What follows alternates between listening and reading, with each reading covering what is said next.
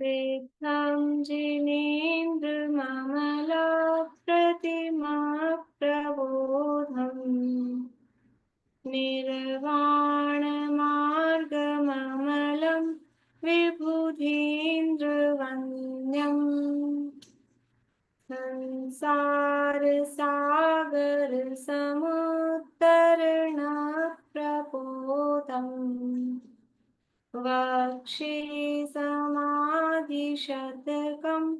प्रणिपत्य वीरम् येनात्मा बुध्यतात्मेव परत्वेनैव चापरम् अक्षयानन्तबोधाय तस्मै सिद्धात्मने नमः। जयन्ति यस्यावदतोऽपि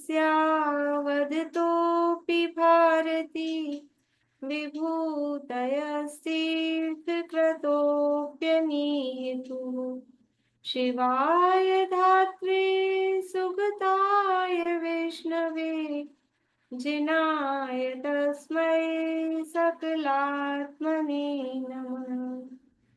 सकल विभाव अभाव कर किया आत्म कल्याण परमानंद सुबोधमय नमो सिद्ध भगवान। आत्म सिद्धि के मार्ग का जिसमें सुभग विधान उस समाधियुत तंत्र का करूं सुगम व्याख्यान। नमो सिद्ध परमात्म को अक्षय बोध स्वरूप जिनने आत्मात्ममय पर जाना पर रूप जिनने आत्मात्ममय पर जाना पर रूप। ये समाधि तंत्र नामक ग्रंथ है, आचार्य पूज्यपाद स्वामी द्वारा रचित। इसके अंतर्गत विषय वस्तु क्या है समाधि तंत्र में? ये 3 प्रकार की तो आत्माओं का वर्णन। आत्मा की 3 अवस्थाएं होती हैं, बहिरात्मा, अंतरात्मा और परमात्मा। ये तो अपन ने पढ़ा है छड़ाला में, पाठमाला में, लेकिन यहाँ मतलब क्या बताया कि प्रत्येक आत्मा में ये 3 अवस्थाएं हर में पाई जाती, सब में पाई जाती है। तो कैसे अभी अपने में कौन सी अवस्था है? एक बार में एक ही अवस्था पाई जाएगी। तो नयों से सिद्ध किया, भूत नैगम्य, भावी नैगम्य से, और अभव्य में भी तीनों सिद्ध की। कैसे सिद्ध की आप लोग बताएंगे? भूल तो नहीं गए? बहुत दिन हो गए। बोलिए प्रमिला जी, अभव्य में किस तरह से तीनों सिद्ध की हैं? वर्तमान में वो बहिरात्मा है और भविष्य की अपेक्षा अंतरात्मा और परमात्मा हो सकते। अभव्य, अभव्य।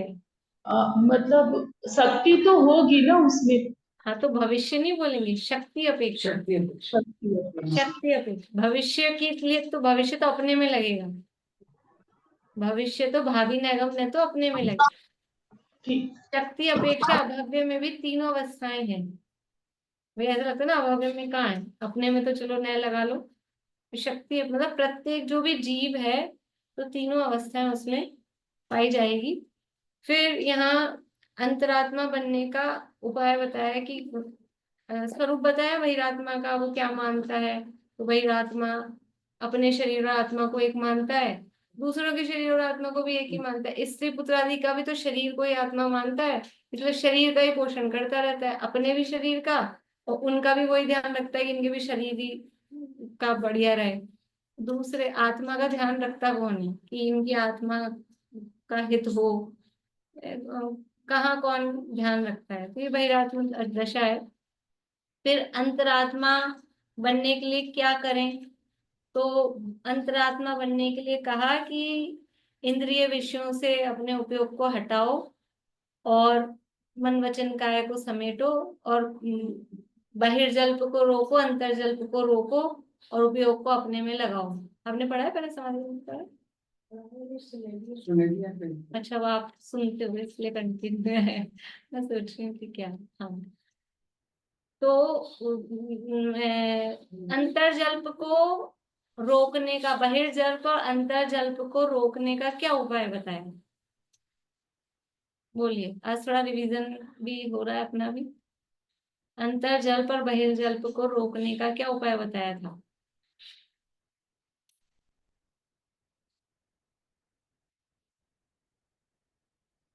कौन बोल रहे हैं, मतलब? कोई नहीं?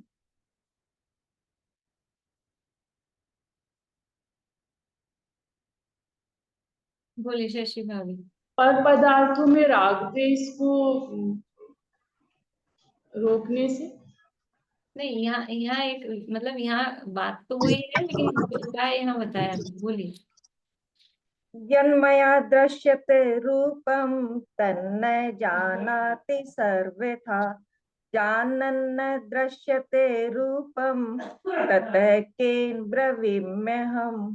बढ़िया। एक बताया, और एक और बताया है, यत् परिप्रतिपाद्यो हम यत् परान् प्रतिपादये उन्मत्त चेष्टितं तन्मे यद हम निर्विकल्पिक। बढ़िया, मतलब क्या कह रहे हैं कि जो मुझे दिख रहा है वो तो जड़ है, वो जानता नहीं है। और जो जानता है वो दिखता नहीं है। तो किससे बोलूं, किससे बोलूं? इसलिए बाहर का बोलना बंद हो गया कि बाहर में बोलूं किससे। जो दिख रहा है वो तो सुनता समझता है नहीं, जानता है नहीं। और जो जानता सुनता समझता है वो दिखता नहीं है। तो बाहर में किससे बोलूं? तो बहिर्जल्प स्टॉप। और अंतर्जल्प कैसे? कि अंतर्जल्प की कोई मुझे सिखाए, मैं किसी को सिखाऊं, और अंदर ये जो राग द्वेष जो चलते हैं, मैं तो निर्विकल्प हूँ। तो कोई मुझे सिखाए और मैं किसी से सीखूं, ऐसी ये बातें, ये उसमें मतलब पॉसिबल ही नहीं है। तो ऐसा करके वो अंतर्जल्प भी रुक जाते हैं सीखने सिखाने की, यानी बहिर्जल्प भी रुक जाते हैं और अंतर्जल्प भी रुक जाते हैं। ये यहाँ कहा। और फिर बाहर में किसी से शत्रुता मित्रता नहीं रहे, इसके लिए क्या उपाय बताया?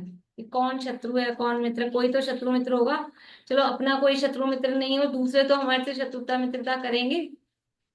उसके लिए क्या उपाय बताया? याद है आप लोगों को? याद है? हाँ, आशा आंटी बोलिए। बोल रहे हैं आप? आवाज चालू करिए। ऐसे बताया था, जो दिख रहा है वो मेरा स्वरूप नहीं है, न वो उसका स्वरूप है, और जो जो अंदर है वो दिखता नहीं है, तो फिर मैं हाँ, किससे बात करूं और किसको बोलूं, और वो भी मुझे क्यों बोले, वो भी नहीं जानता है। ये तो बोलने, हाँ, ये तो बोलने का, पर वही उसी तरह शत्रु वो ऐसा कि, सोचे भी मन में, तो वो अंतर्जल भी हाँ, वही होंगे, और क्या, कि जो कि सोचने वाली जो शक्ति मेरा है। आत्म स्वरूप को जानता है वो मेरे से शत्रुता करेगा ही नहीं। हाँ, और जो मेरे को जानता ही नहीं है, तो जब जानता ही नहीं है तो वो क्या शत्रुता करेगा? अनजान आदमी क्या शत्रुता करेगा? बोलिए शांति। इस तरह से कोई शत्रु मित्र नहीं है। जो मुझको जाने नहीं नहीं मेरा अरि मित्र, जो जाने मम आत्म को नहीं शत्रु नहीं मित्र। हाँ, ये कि जो मुझे जानता है, जो अपना वास्तविक स्वरूप जानता है, तो वो जानता है ना, मैं तो जीव हूँ, आत्मा हूँ, ये शरीर में हूँ ही नहीं। वो मेरा आत्म स्वरूप कब जानेगा? जो वो अपना आत्म स्वरूप जानेगा। तो अपना आत्म स्वरूप जानेगा तो उसको शत्रुता का भाव आएगा ही नहीं। और जो मुझको जान ही नहीं रहा है, तो बिना जाने शत्रुता करेगा किससे?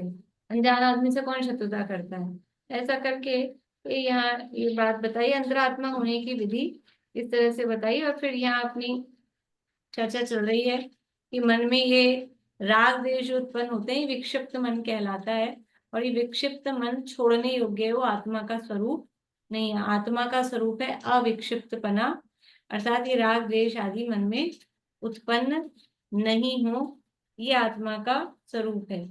तो ये आत्मा में ये जो राग द्वेष किस कारण से उत्पन्न होते हैं, मन में विक्षेप किस कारण से होते हैं और किस कारण से उनका अविक्षेप होता है, ये कल 37वें श्लोक में अपन ने देखा था। श्लोक ही पढ़ा था, टीका और श्लोक भावार्थ उसका बाकी है। तो 37वां श्लोक और पद्यानुवाद का पाठ अपन करते हैं। 74 नंबर पेज है।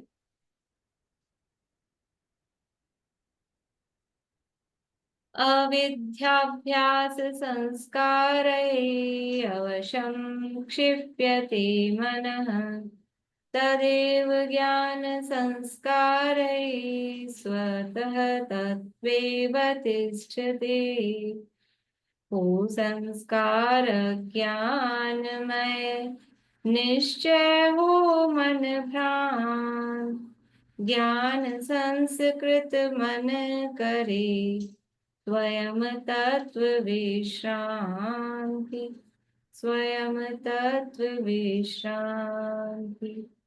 शरीर आदि को शुचि स्थिर और आत्मीय मानने रूप जो अविद्या यानी अज्ञान है, अर्थात शरीर और आत्मा को एक मानने रूप जो मिथ्यात्व है वही अविद्या या अज्ञान है, उसके पुनः पुनः प्रवृत्ति रूप अभ्यास से उत्पन्न हुए संस्कारों द्वारा मन स्वाधीन न रहकर विक्षिप्त हो जाता है, रागी द्वेषी बन जाता है और वही मन आत्मदेह के भेद विज्ञान रूप संस्कारों द्वारा स्वयं ही स्वतः ही आत्म स्वरूप में स्थिर हो जाता है। यानी शरीर को आत्मा मानने का जो अनादिकाल का संस्कार है वो अभ्यास है, उसके कारण मन विक्षिप्त हो जाता है, क्षार क्षार हो जाता है, राग द्वेष से समझ लो छलनी हो जाता है। और ये आत्मा और शरीर का जो भेद विज्ञान है इसके संस्कार के द्वारा वो अपने आप ही वापस से सही हो जाता है, आत्मा अपने स्वरूप में जैसा आत्मा का स्वरूप था उस स्वरूप में वो अवतिष्ठ मतलब उस स्वरूप रूप हो जाता है, जो स्वरूप था जैसा बढ़िया वैसा हो जाता है। भावार्थ पढ़ना अपने को 75 नंबर पेज है। शरीर आदि पर पदार्थों में आत्म बुद्धि करना अज्ञान है, अविद्या है।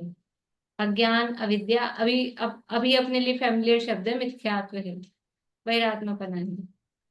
उसकी पुनः पुनः प्रवृत्ति रूप अभ्यास से उत्पन्न हुए संस्कारों से मन परवश होकर पराधीन होकर रागी द्वेषी बन जाता है, विक्षिप्त होता है। यानी ये जो शरीर और आत्मा में को एक मानते हैं ना, बार बार में वही बात, जैसे कहीं अपने लगी हुई हो और फिर वहीं लग जाए, फिर वहीं लग जाए, फिर वहीं लग जाए, लगी हुई जगह पे थोड़ा सा ठीक होने लगे फिर तो कैसी हो जाती है वो, मतलब दर्द जम जाता है और वो ऐसा स्थिति हो जाती है। तो ऐसे ही हमारे ये राग दे मतलब शरीर को आत्मा मानने से एक चोट लगी मतलब आत्मा दुखी हुआ, फिर वही फिर वही फिर वही, शरीर और आत्मा एक अनादिकाल से यही माने जा रहे, वही ठोके जा रहे हैं, वही ठोके जा रहे हैं लगी हुई पे। तो कैसा हो गया वो एकदम विक्षिप्त, मजबूत नहीं हुआ, लग लग के अज्ञान मजबूत हो गया। हाँ, अज्ञान मजबूत हो गया, उसका संस्कार दृढ़ हो गया। तो ऐसा ये मन विक्षिप्त होता है और वही मन भेद ज्ञान के संस्कारों से स्वतः अर्थात अपने आप आत्म स्वरूप में स्थिर होता है। भेद ज्ञान के संस्कार डालेंगे तो उसको पकड़ पकड़ के मतलब कुछ जमाना नहीं पड़ेगा, वो अपने आप ही आत्म स्वरूप में स्थित हो जाएगा। कि अब उस पर वो लगती रहती ना बार बार में, अब उस पर लगना बंद हो जाए तो अपने आप ही धीरे धीरे वो सही हो जाएगा। तो ऐसे ही ये जो शरीर और आत्मा को एक मानने रूप चोट बार बार में मार रहे हैं हम, वो चोट लगना बंद हो जाए और भाई शरीर और आत्मा अलग है ऐसा भेद ज्ञान हो तो फिर अपने आप ही वो आत्म स्वरूप में स्थिर हो जाता है। शरीर जड़ है, अपवित्र है, अस्थिर है और पर है। क्या क्या है? शरीर जड़ है, होने दो, लेकिन जड़ है साथ में पर है। शरीर कैसा है? अस्थिर है। अब इस ये यही अमृत चंद्राचार्य है ना, समय सार में 72वीं गाथा है शायद, जहाँ यह आश्रव अशुचि है, अपवित्र है, दुख रूप है। निशांति को ध्यान होगा, 72वीं है, 72वीं गाथा 72वीं गाथा है ना। तो इन आश्रवों की अशुचिता विपरीतता को जानकर आत्म करे उनसे निवर्तन, दुख कारण मान कर, ये पद्यानुवाद है। तो आश्रव अशुचि है, विपरीत है, दुख रूप है और दुख के कारण है। तो गाथा में तो आश्रवों को कहा और अमृत चंद्राचार्य ने टीका में उसके सामने आत्मा वो सुख रूप है, दुख का कारण है, परम पवित्र है, ऐसा उसके सामने खड़ा किया। ऐसे यहाँ कह रहे हैं शरीर जड़ है तो मैं कैसा हूँ, मैं चेतन हूँ। शरीर अपवित्र है और मैं कैसा हूँ, परम पवित्र हूँ।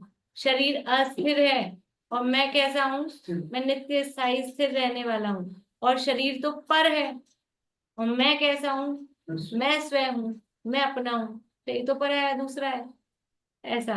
तो शरीर जड़ है, अपवित्र है, अस्थिर है। मतलब ये चार शब्द है, चारों का अर्थ अलग अलग है। जड़ है अर्थात उसमें ज्ञान नहीं है। अपवित्र है अर्थात गंदी मलमूत्र आदि अपवित्र वस्तुएं भरी भी है। अस्थिर है मतलब ये टिकेगा नहीं, नाश को प्राप्त होगा ही होगा। हो ही जा रहा है ना, अंजुलि जल सम जवानी क्षीण होती जा रही, प्रत्येक पल जर जर जरा नजदीक आती जा रही। तो शरीर अस्थिर है। और फिर शरीर पर है, कैसा भी हो मान लो, पर है तो अपना। जैसे कहते हैं ना, बच्चा कैसा भी है, लाख बुराइयां हो लेकिन है तो अपना ही। है तो अपना। तो ऐसे कोई कहे आप लाख बुराइयां बताओ, जड़ है, अपवित्र है, कितनी अपवित्रता बताओ, है तो अपना ही। ये अपना नहीं है, ये पर है। ये शरीर पर है। तो अलग अलग भाव के लिए चार शब्द दिए। शरीर जड़ है, अपवित्र है, अस्थिर है और है। उसमें आत्मा की कल्पना करके उसको पवित्र, स्थिर और अपना मानना तथा ज्ञान और राग को एक मानना। शरीर को अपना मानना, ये एक बात हो गई। और ज्ञान और राग, अब ये हो गया आश्रव, राग हो गया, ये भाव आ गए शरीर में। मतलब कर्म की तरफ से देखो तो नो कर्म, और ये हो गया भाव कर्म। तत्वों की तरफ से देखो तो ये अजीव तत्व शरीर, और राग हो गया वो आश्रव का। तो ज्ञान और राग को एक मानना अर्थात शुभ राग से लाभ मानना, ये अविद्या है, अज्ञान है। शुभ राग से लाभ मानना यही क्यों लिखा, क्योंकि अशुभ राग को तो सारी दुनिया ही, हर पाप को सारा जगत ही बोलता है यह पाप है। पाप को तो पाप कहते हैं, तो अशुभ को तो कोई अच्छा अपना मानता नहीं है। अशुभ अशुभ का क्रेडिट भी कोई नहीं लेना चाहता है। कोई ये नहीं कहता मैंने दिन भर में इतना झूठ बोला, इतनी तो चोरी कर दी, इतना मायाचारी कर दी, कोई नहीं बताता। आज मैंने 2 घंटे पूजा की, भक्ति की, स्वाध्याय किया, वो गिनाते हैं। तो शुभ राग को अच्छा मानते तब वो गिनाते ना, ऐसा समझते हैं कुछ किया। और बाकी सारे दिन अच्छा 2 घंटे पूजा की, 2 घंटे भक्ति की, 4 घंटे किया, उसके बाद 20 घंटे क्या किया, वो कोई नहीं गिनाता कि मैंने इतने देर भोजन में किया, और इतनी देर हंसी मजाक में किया, इतनी देर मोबाइल पे बातें की, और इधर की उधर की थारी मारी, ये वो की, वो कोई नहीं गिनाता है। तो अशुभ को तो सब जानते हैं कि बुरा है। ये शुभ राग से लाभ मानना, ये हम लाभ माने ना। 10 लक्षण में क्या क्या किया आपने, क्या किया 10 लक्षण में, मैंने 10 दिन ये किया, ये छोड़ा, ये खाया, ये शुभ राग से लाभ मानना, ऐसा। ये अविद्या है, अज्ञान है, ये तो मिथ्यात्व है, ये आश्रव तत्व संबंधी भूल है ना। आश्रव तत्व संबंधी भूल है। तन उपजत अपनी उपज जान, तनशत आपको नाश मान, ये तो जीव जीव तत्व संबंधी हो गई। राग आदि प्रगट ये दुख देन, तिन्ही को सेवत गिनत शैन। ये राग से लाभ मानना, ये भूल है, यानी मिथ्यात्व है, अविद्या है, अज्ञान है। इस अज्ञानता को, विपरीत मान्यता और विपरीत ज्ञान को बारंबार अंदर घोटने से, किसको घोट रहे हैं अभी तक, अज्ञानता को, उसी को घोटे जा रहे हैं, वही वही वही वही उसी को। इस अज्ञानता को, विपरीत मान्यता को, विपरीत ज्ञान को, देखो अभी तक ये घोटना वर्ड इसमें आता था कि अपनी ये घोटन रटन लगाओ, मैं आत्मा हूँ, मैं शुद्ध आत्मा हूँ। अब यहाँ कह रहे हैं विपरीत। आज तक तो हमने यही घोटा है ना, मैं शरीर हूँ। खुद ने भी यही घोटा है, दूसरों को भी यही घुटाते हैं। बच्चे को क्या बताते हैं, ये कौन है, तो उसका नाम रटाते रहेंगे, ये है, ये है, ये है, ऐसे करके। और यही सिखाते हैं। कौन बचपन में बच्चे को सिखाता है कि ये मैं नहीं हूँ। सबसे पहली मतलब आप सोचें, जिनके घर में अगर आप हों तो ये सोचें कि हम उसका नाम पता सिखाने से पहले ये नाम सिखाएं कि शुद्धात्मा है मेरा नाम, मैं जीव हूँ, मैं आत्मा हूँ। जिनके घर में स्कोप है, अब रहते ही स्कोप तो आगे आगे आएगी पीढ़ियों में कहीं ना कहीं। तो ये सिखाएं कि मैं आत्मा हूँ। बाकी के नाम पते तो सीख ही जाएंगे, दुनिया सिखाई देती है। हम किसी बच्चे को मोबाइल चलाना सिखाते हैं, सब सीख साख आते हैं, कितना ही बचा के रखो अपने बच्चे को, सब सीख आते हैं। आप नहीं सिखाओगे तो उधर से सीख आएंगे। तो दुनियादारी तो सब सीख जाते हैं। काम भोग बंधन की कथाई सबको सहज सुलभ है, उसको जरूरत नहीं है सिखाने की, सब सीख जाते हैं अपने आप। इस अज्ञानता को, विपरीत मान्यता और विपरीत ज्ञान को बारंबार अंदर घोटने से और तदनुसार आचरण करने से वासना रूप संस्कार उत्पन्न होते हैं। ये यही वासना का मतलब, एक तो वो विषय वासना वाली पंचेंद्रियों की भी विषय वासना, और स्पर्श इंद्रिय काम के संबंधी वासना आता है, वो भी समझ लेना। और वासना मतलब वो जम गया है, वास मतलब बसना, तीनों अर्थ यहाँ लग जाएंगे अपन लगाना चाहें तो। ये अज्ञानता को बार बार घोटने से वो वासना रूप संस्कार, यही बात, यही संस्कार उत्पन्न होते हैं कि ये शरीर में हूँ, और वो फिर वो शरीर में हूँ तो विषयों की इच्छा होती है, और उसके माध्यम से और सारी जो भी हैं राग द्वेष वो उत्पन्न होते हैं। उन संस्कारों से मन अपने वश यानी स्वाधीन नहीं वर्तता, अपने वश अपने अधीन नहीं होता, अपितु परवश बनता है। किसके वश बनता है? ये इंद्रियों के, विषयों के और दूसरी चीजों के, किस किस के वश हो जाते हैं सब। गुरुदेव बोलते हैं कि बीड़ी के बिना चले नहीं, चाय के बिना चले नहीं, पेट साफ होए नहीं, बीड़ी नहीं पिए तो पेट नहीं साफ होए, चाय नहीं पिए तो, ये उसके परवश हो रहे हैं ना, ये परवश हो रहे हैं ऐसा। उन संस्कारों से मन अपने वश स्वाधीन नहीं वर्तता, अपितु परवश बनता है, अर्थात विषयों और इंद्रियों के अधीन होकर शुद्ध होता है, विक्षिप्त होता है। इनके अधीन हो जाते हैं तो मन कैसा हो जाता है? शुद्ध, दुखी दुखी होता है वो अंदर से, छिन छिन ऐसे होता है ना। किसी ने ऐसे शब्द बोल दिए हो आपको, बोलते हैं हमारा मन छलनी कर दिया, हाँ मन मतलब वो एकदम ऐसे विक्षिप्त हो गया। तो ये जो राग द्वेष के संस्कार हो रहे हैं अनादिकाल से, इसके कारण मन विक्षिप्त होता है। ऐसा राग द्वेष से आकुलित मन बाह्य विषयों में ही प्रवर्तता है, ज्ञान स्वरूप में स्थिर नहीं होता। मैं शरीर आदि से और राग द्वेष आदि विकारों से भिन्न, देखो जो अब ऊपर कहे थे, ऊपर का था अपवित्र है, यहाँ कह रहे हैं पवित्र, वो अस्थिर, तो यहाँ मैं स्थिर, और जड़ कहा था तो ये ज्ञायक स्वरूप, और पर है तो यहाँ मैं आ ही गया शुरू में। तो मैं राग आदि से और राग द्वेष आदि विकारों से, शरीर आदि से और राग द्वेष आदि विकारों से भिन्न, पवित्र, स्थिर और ज्ञायक स्वरूप हूँ। ऐसे स्वपर के भेद विज्ञान द्वारा उत्पन्न हुए ज्ञान संस्कारों से वही मन स्वयं स्वाधीन रूप से, वो स्वतः तत्वे अवतिष्ठते कहा था, स्वयं स्वाधीन रूप से, किसी दूसरे की जरूरत नहीं है कि कोई आगे पकड़ के स्थिर करे, स्वयं स्वाधीन रूप से अपने ही आप राग द्वेष आदि से रहित होता है, अविक्षिप्त होता है और आत्म स्वरूप में स्थिर होता है।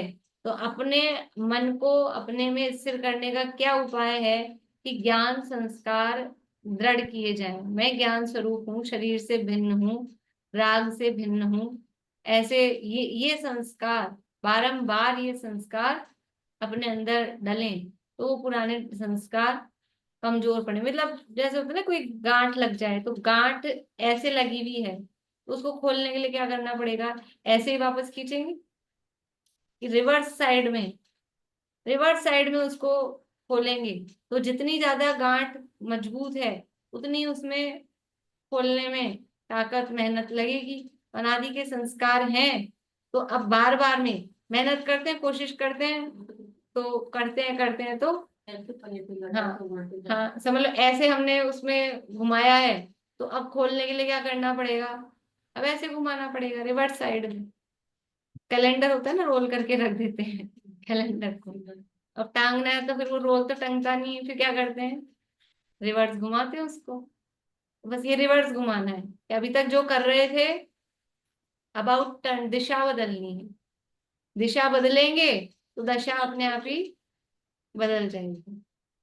विशेष स्पष्टीकरण, शुद्धात्मा की बारंबार भावना से ज्ञान के संस्कार उत्पन्न होते हैं, उससे मन राग द्वेष रहित होकर समाधि में स्थिर होता है। समाधि तंत्र है ना, तो समाधि का मतलब क्या है? समाधि का मतलब मरना नहीं है, समता भाव, आत्म स्वरूप में स्थिर होना, उसका नाम समाधि है। तो शुद्धात्मा की बारंबार भावना से ये जो संस्कार ज्ञान के उत्पन्न होते हैं, उससे मन राग द्वेष से रहित होकर समाधि में स्थिर होता है। मैं शुद्ध ज्ञान स्वरूप परमात्मा हूँ, शरीर मन वाणी रूप में नहीं, मैं उनसे भिन्न हूँ, ऐसी भावना बारंबार भाने से उसके संस्कार दृढ़ होते हैं। वैसे संस्कारों से चैतन्य स्वरूप में स्थिरता प्राप्त होती है। इसी का 28 नंबर का श्लोक था, अपन पढ़ के आए हैं पीछे कि मैं शुद्धात्मा हूँ, ये बारंबार सो अहम इत्यात् संस्कारः तस्मिन् भावनया पुनः तत्रैव दृढ़ संस्कारात् लभते आत्मनि स्थितम। मैं ही वह परमात्मा हूँ जब दृढ़ संस्कार इन दृढ़ भावों से बने निश्चय उस आकार। 28 नंबर का श्लोक अपन पढ़ के आए थे कि वही मैं परमात्मा हूँ, मैं वही परमात्मा हूँ। इसीलिए ऐसा ध्यान के सूत्रों में सोहम सोहम इस तरह से वो बार बार में शुद्ध चिद रूपो हम, चैतन्य स्वरूपो हम, ऐसा। मैं यही बोल रही थी, इसको ध्यान के सूत्र यदि बना के हम विचार करें ना, हाँ तो बहुत अच्छी लाइनें हैं। बिल्कुल। ये सब, ये तो ग्रंथ ही दोनों ध्यान के ग्रंथ कहे जाते हैं, स्टोकदेश और समाधि तंत्र। और ये एक एक श्लोक वास्तव में ध्यान के सूत्र जैसा ही है, एक एक श्लोक, भले ही वो शुरू वाले रहे हों, और अब तो यही ऐसे ही चल रहे हैं सब बिल्कुल इसी तरह के, कि एक एक श्लोक को बैठ के और आराम से आधा घंटा उस पे हम चिंतन मनन विचार वो कर सकते हैं। सब ये ध्यान के सूत्र हैं, बिल्कुल बढ़िया। इसलिए ज्ञान संस्कार समाधि का कारण है, अविद्या का संस्कार असमाधि का कारण है। समाधि का कारण क्या है? समाधि चाहिए, ये हमारी समाधि करा दो। लोग कहते हैं इनकी समाधि करायो, उनकी समाधि करायो। इस स्वयं की समाधि स्वयं ही कर सकता है।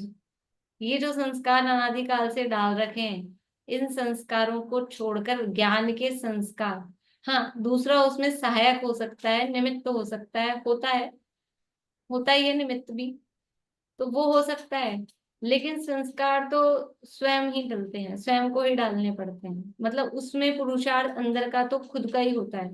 दूसरा तो पर तो हमेशा क्या होगा, वो तो निमित्त ही हो सकता है, उपादान स्वयं का ही होता है। तो इसीलिए जो कल मैंने कहा था, अभी तो हम अच्छे भले सही है ना, अभी हमको दूसरे की सहायता की जरूरत नहीं है।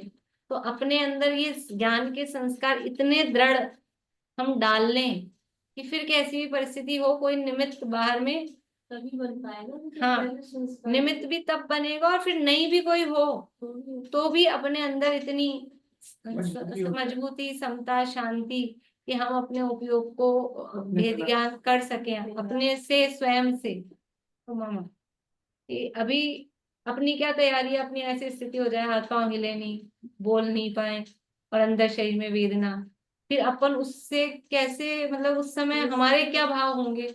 हमने सोचा है हमारे अंदर क्या तैयारी है उसके लिए? जरा सा कुछ होता है शरीर में तो अपन ऐसे हो जाते हैं आकुल व्याकुल।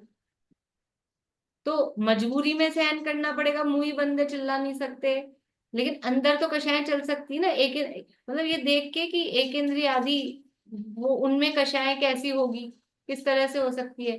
बोल नहीं पाते, हिलडुल नहीं पाते, ये अंदर तड़पते हैं। लेकिन अगर अंदर संस्कार है तो फिर वो अंदर की वेदना होने पर भी उन वेदना से उपयोग हट सकता है और सहन कर सकता है। नहीं तो आदमी बहुत जल्दी, फिर समझ लो जल्दी वो खत्म हो जाएगा, विल पावर नहीं होगी अंदर की। इसलिए अभी तो हम सही, ये संस्कार हम इतने दृढ़ करें अपने अंदर कि मैं शुद्धात्मा हूं, मैं शरीर नहीं हूं, मैं शरीर से भिन्न, ऐसा ये ज्ञान के संस्कार ये दृढ़ करें तो वो समाधि का कारण है। फिर अपने आप समाधि है।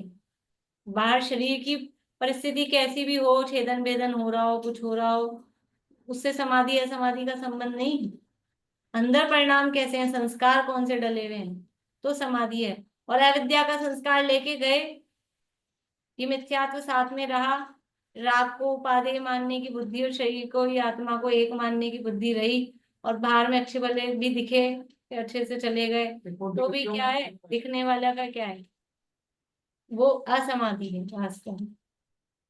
ज्ञान संस्कारों द्वारा जैसे जैसे स्वरूप में स्थिरता होती जाती है, वैसे वैसे राग द्वेषादि भाव छूटते जाते हैं और वीतरागता बढ़ती जाती है। जैसे जैसे यथा यथा समायाति संवित्तौ तत्त्वमुत्तमम् तथा तथा न रोचन्ते विषया सुलभा अपि, और यथा यथा न रोचन्ते विषया सुलभा अपि तथा तथा समायाति संवित्तौ तत्त्वमुत्तमम्।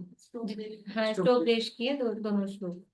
जैसे जैसे अंदर तत्व की रुचि बढ़ती जाती है, वैसे वैसे बाहर में विषयों की रुचि घटती जाती है। जैसे जैसे विषयों की रुचि घटती जाती है, वैसे वैसे अंदर आत्म तत्व की रुचि बढ़ती जाती है। तो ऐसे ही जैसे जैसे ये ज्ञान स्वरूप में के संस्कार दृढ़ होंगे, तो स्वरूप में स्थिरता होगी, तो वैसे वैसे राग द्वेष कम होते जाएंगे, और फिर जैसे जैसे राग द्वेष कम होते जाएंगे, तो स्वरूप में स्थिरता और वितराग का और बढ़ती जाएगी। इसलिए जहां तक मन यानी ज्ञान, या मन शब्द जो ले रहे हैं वो आत्मा के लिए, ज्ञान के लिए ले रहे हैं। मन अर्थात ज्ञान का उपयोग बाह्य विषयों से छूटकर, और मन का मतलब ऐसे भी भाव मन, वो अपना ज्ञानोपयोग सूक्ष्म ज्ञान ही है। तो जहां तक मन यानी ज्ञान का उपयोग बाह्य विषयों से छूटकर आत्म स्वरूप में स्थिर न हो, वहां तक आत्म तत्व की भावना करते ही रहना चाहिए। कि जैसे तैसे जब तक भी वो विषयों से छूटकर आत्मा में स्थिर नहीं हो रहा, तब तक आत्मा की भावना, आत्मा की भावना मतलब आत्म स्वरूप में मैं आत्मा हूँ, मैं आत्मा हूँ, इस तरह की। यहाँ तो ये भावना शब्द इसी अर्थ में ले रहे हैं, और वहां द्रव्य संग्रह में मतलब वो ब्रह्मदेव सूर्य और जैसिनाचार्य वो भावना शब्द जहाँ लेते हैं, तो वो आत्मा में लीनता को ही भावना कहते हैं, वो लीनता को ही भावना कहते हैं। श्री समयसार कलश 130 में कहा है, भावयेद भेद विज्ञानम इदम अच्छिन्न धारया तावत् यावत् पराच्युत्वा ज्ञानम ज्ञाने प्रतिष्ठिते। वेद ज्ञान के इस अविरल धारा प्रवाह से भी वो प्राप्त करे जो निज आत्मा। नहीं, ये वाला नहीं, इससे पहले वाला है। ज्ञान ज्ञान में थिर होकर शाश्वत हो जावे, लास्ट लाइन वो आएगी इसकी। बोलिए अर्चना जी, यही है क्या?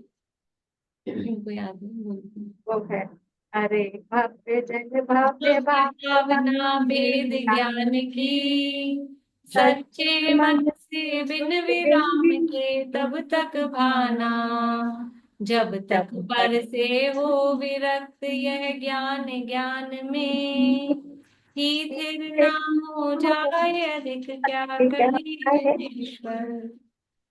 ये बात बढ़िया। यह भेद विज्ञान अविच्छिन्न धारा के अर्थात जिसमें विच्छेद न पड़े, जो कल बबलू साहब कह रहे थे ना, वो अविच्छिन्न धारा, वो ये कंटिन्यू अविच्छिन्न धारा जिसमें विच्छेद न पड़े, ऐसे अखंड प्रवाह रूप से वहां तक भाना कि जहां तक ज्ञान पर भावों से छूटकर ज्ञान में अपने स्वरूप में ही ठहर न जाए। देखिए कल वो यहाँ वो आए थे एसपी भाई, वो बता रहे थे कि अपने मतलब साइंटिफिक, इसी यही वाले कलश की चर्चा कर रहे थे, और साइंटिफिक तरीके से कि अपने दो माइंड होते हैं, तो सबको थोड़ा बहुत पता है, कॉन्शियस माइंड होता है, एक सबकॉन्शियस माइंड होता है, ऐसा। तो मतलब कॉन्शियस माइंड से तो हम थोड़ा बहुत जो बुद्धिपूर्वक जो कर रहे हैं वो उससे, और फिर क्या होता है कि कुछ बातें बाकी वो सबकॉन्शियस माइंड में वो जमती जाती हैं।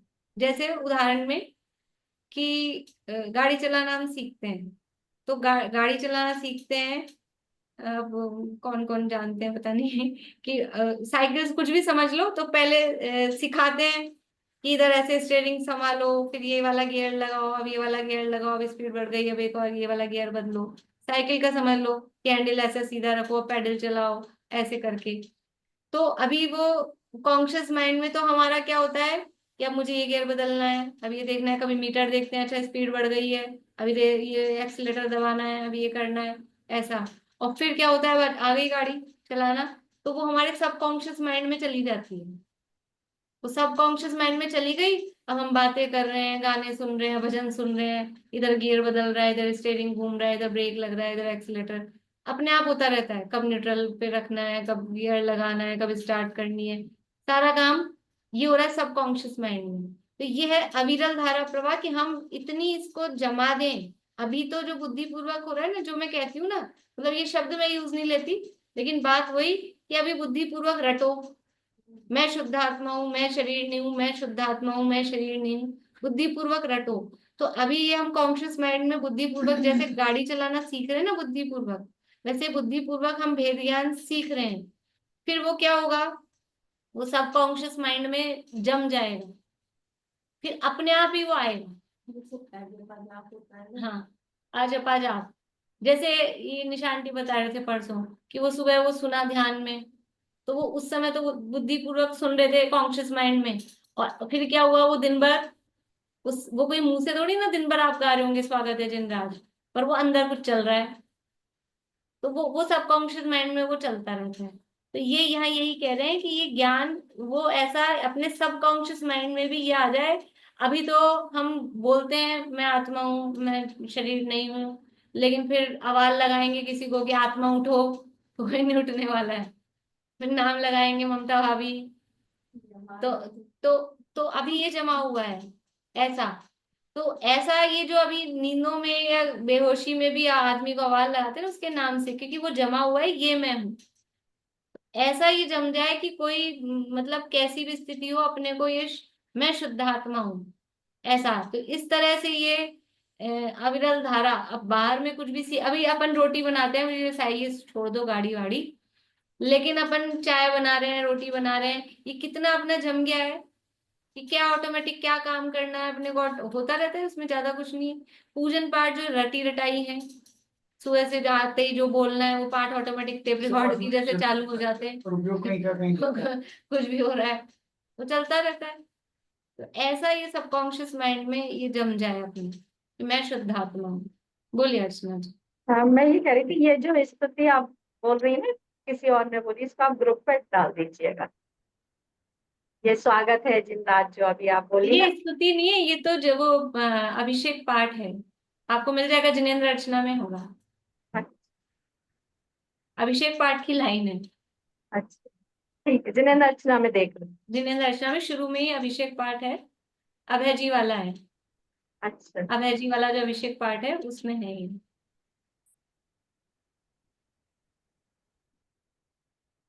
यहाँ ज्ञान का ज्ञान में ठहरना दो प्रकार से जानना।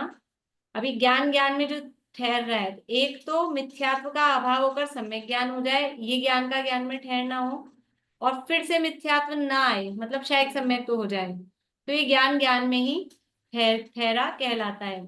और दूसरा, जब ज्ञान शुद्धोपयोग रूप स्थिर हो जाए और फिर अन्य विकारों रूप न परिणमे, तब वह ज्ञान ज्ञान में ठहर गया, मतलब केवल ज्ञान की प्राप्ति हो गई। तो एक तो सम्यक ज्ञान की प्राप्ति होना, वो ज्ञान ज्ञान में स्थिर होना है, तो प्रारंभ में तो इनिशियल स्टेज पे तो ये होगा कि इस भेद ज्ञान की धारा को कब तक भाना, जब तक पर से हो विरक्त यह ज्ञान ज्ञान में ही स्थिर ना हो जाए।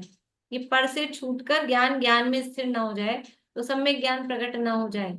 और इसको एक स्टेप और अपन की भले ही औपशमिक हो, लेकिन एक बार को तो हो गया, पर यहाँ तो उस अर्थ में ले रहे हैं कि हाँ, तो ज्ञान ज्ञान में स्थिर हो गया, तो शायद सम्यक हो गया, तो अब तो पक्का ज्ञान ज्ञान में स्थिर है।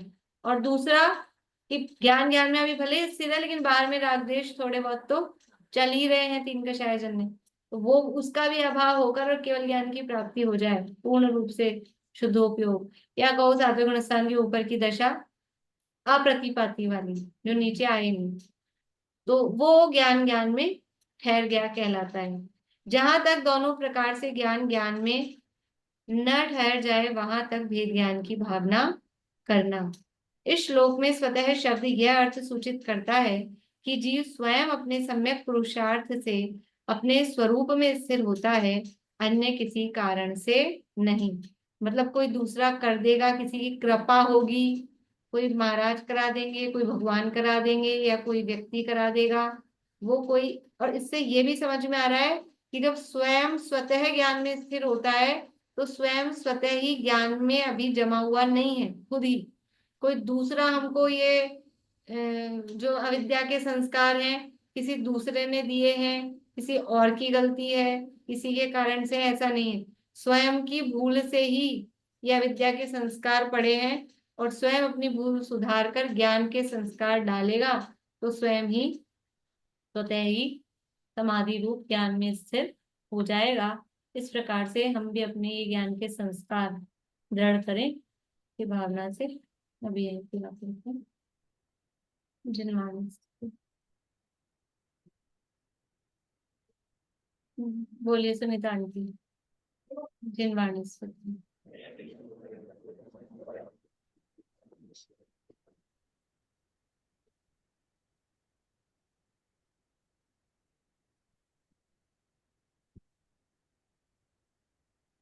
अभ्यास हो तत्व का ही निरंतर संशय विप्रय अरे दूर भागे जिनावम पढ़े और पढ़ावे सभी को सदा ज्ञान दीपक सुजलता हो आगे जिन आज्ञा हो शीश पर नित हमारे समाधान हो ज्ञान में सुखकारी गुरुवर का गौरव सदा हो हृदय में बहे ज्ञान धारा सो आनंदकारी वस्तु स्वभावमयी धर्म सुख में प्रकाशे जगत में अनेकांत सम्यक ऊंचा रहे ध्वज सदा स्यादवादी निर्दोष सद्ज्ञान जयवंत वर्ते सर्वाग्नि शासन जयवंत वर्ते निक्रांति शासन जयवंत वर्ते।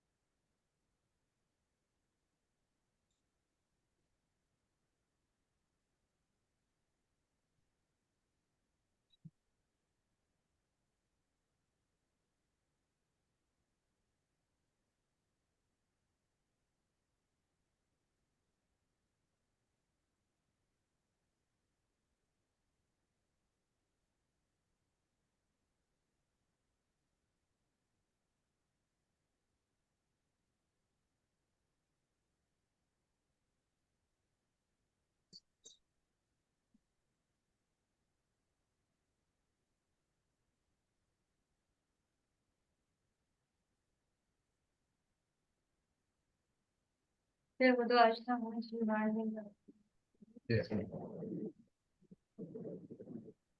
इसकी वो एक किताब में भी तो है, इसका उपदेश और समाधि तंत्र दोनों हाँ, है। ये नया एडिशन में अलग अलग छपे हैं।